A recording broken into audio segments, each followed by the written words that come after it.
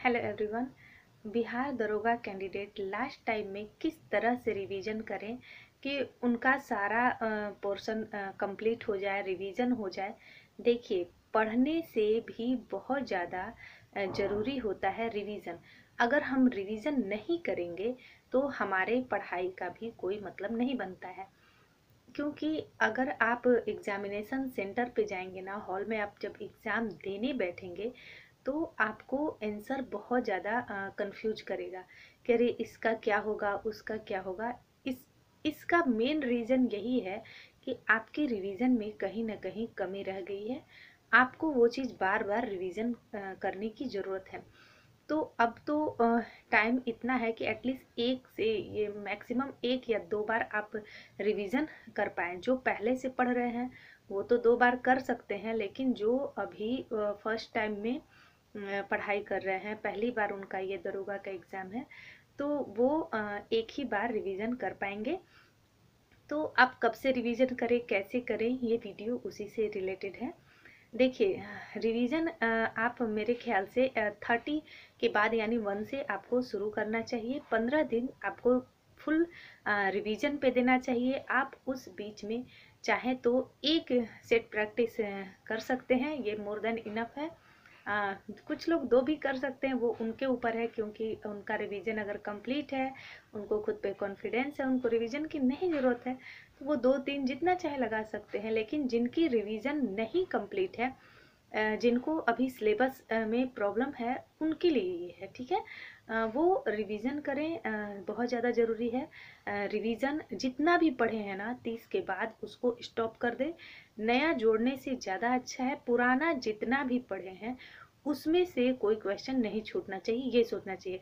जैसे मान लीजिए हम नया नया पढ़े जा रहे हैं चैप्टर, पता चला जो पढ़े हैं उसमें से भी नहीं आ रहा, जो नया पढ़े हैं उसमें से भी नहीं आ रहा।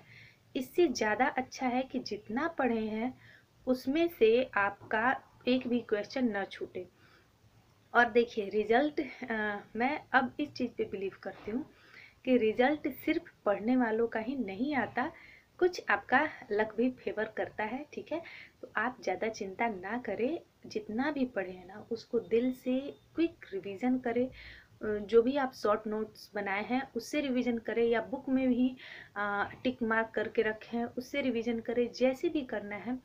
पर रिवीजन 15 दिन जरूर करके जाएं। इसका बेनिफिट आपको एग्जाम में देखने को मिलेगा। आप जो भी पढ़े हैं ना उसमें से एटलीस्ट आपका नहीं छूटना चाहिए, ठीक है। ऐसा ना हो कि बहुत कुछ पढ़ लिए, बहुत कुछ पढ़ लिया और वहाँ जाके सुनने पे हो जाए। क्योंकि दिमाग, देखिए एग्जामिनेशन हॉल में हम लोग 100% दिमाग लेके जाते हैं।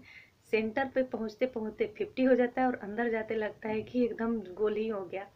क्योंकि लगता है कि जैसे वो अलग एक प्रेशर होता है ना, एक अलग नर्वसनेस होती है। अगर आप रूम में प्रैक्टिस सेट लगाएं, वहाँ लगाएं, जबकि ये फैक्ट्स है कि जो आपका रूम में जो आप प्रैक्टिस सेट लगाते हैं उससे थोड़ा इजी ही वहाँ रहता है, फिर भी वहाँ प्रेशर बहुत रहता है। और यहाँ ये बात है कि आपको कोई प्रेशर नहीं रहता रूम पे लगाने में, और वहाँ पे आप थोड़ा प्रेशर में देते हैं कि इसका सही आंसर करना है, इसका ये सही है कि नहीं। ये जो बात आ जाती है ना, वहाँ पे थोड़ा सा इंसान मतलब प्रेशर फील करता है और उसमें थोड़ी सी गड़बड़ भी हो जाती है। ऐसा मेरे साथ बहुत बार हुआ है। तो इसीलिए प्रेशर ना लें, अच्छे से पढ़ाई करें, रिवीजन बहुत ज़रूरी है। अभी सर्दियाँ शुरू हो गई हैं तो आलस आना, थोड़ी सी मतलब सुस्ती आना शरीर में, ये नॉर्मल बात है। मुझे तो मत पूछिए, इतना बैक पेन हो रहा है ना, मैं बता नहीं सकती। ये पीछे पूरी रीढ़ की हड्डी मेरी दुख रही है। मेरी घुटने में बहुत दर्द है। सोचिए, अभी से ये थोड़ी सी प्रॉब्लम है, क्योंकि मैंने बिहार पुलिस का रनिंग किया है। 2446 दरोगा, 2213 दरोगा और 64 सीट वाला और ग्रुप डी का। सोचिए, 5 में मैं लगातार से रनिंग फिजिकल के लिए जा ही रही हूँ। बिहार पुलिस में मेरा रनिंग ही नहीं कंप्लीट हुआ। 5-6 लगा, दरोगा में 2446 में मेरी हाइट नहीं हुई, 2213 में मेरी मेरिट नहीं लगी, और ये 64 वाले में भी मेरी मेरिट नहीं हुई। 0.2 से ऐसा कुछ नंबर तो आया ही नहीं। और ग्रुप डी ऐसे करके मेरा सिलेक्शन नहीं हुआ। लेकिन हाँ, वहाँ से कुछ मिला तो ठीक है, सीख तो अलग की बात है। वहाँ दर्द बहुत मिले हैं, क्योंकि बालों पे फिजिकल करने में शुरू में मैं बेली करती थी, इतना गिरी हूँ कि वो सारे जो दर्द है ना, वो चोट है ना, वो ठंडी में थोड़े से उभर के आते हैं। और उस दर्द से ज़्यादा ये सोच के बहुत दर्द होता है कि अरे इतना दर्द भी लिया और मेरा सिलेक्शन भी नहीं हुआ। तो ये एक जो दर्द है ना, वो उस दर्द से बहुत ज़्यादा दर्द दे जाता है कि मतलब इतना कुछ करने के बाद भी सिलेक्शन नहीं हो पाया। अगर मेरी हाइट होती तो 2446 में ही मेरा सिलेक्शन हो गया रहता। मेरा उस टाइम मार्क्स ज़्यादा था, लेकिन उसके बाद जैसे जैसे दिन बीतता है ना, प्रेशर बढ़ते जाते हैं और इंसान थोड़ा बेहतर तो करने का डेली कोशिश करता है, डेली जितना पढ़ता है उससे ज़्यादा ही कुछ सोचता है, पढ़ता है। 2446 में जितना पढ़े थे उससे तो थोड़ा ज़्यादा ही 2213 में पढ़े थे, 64 में। और धीरे धीरे जैसे जैसे समय बीत रहा है, बुक की संख्या बढ़ रही है, रिवीजन की जो 20 बार उसमें किए होंगे तो इसमें शायद 40 बार कर चुके हैं।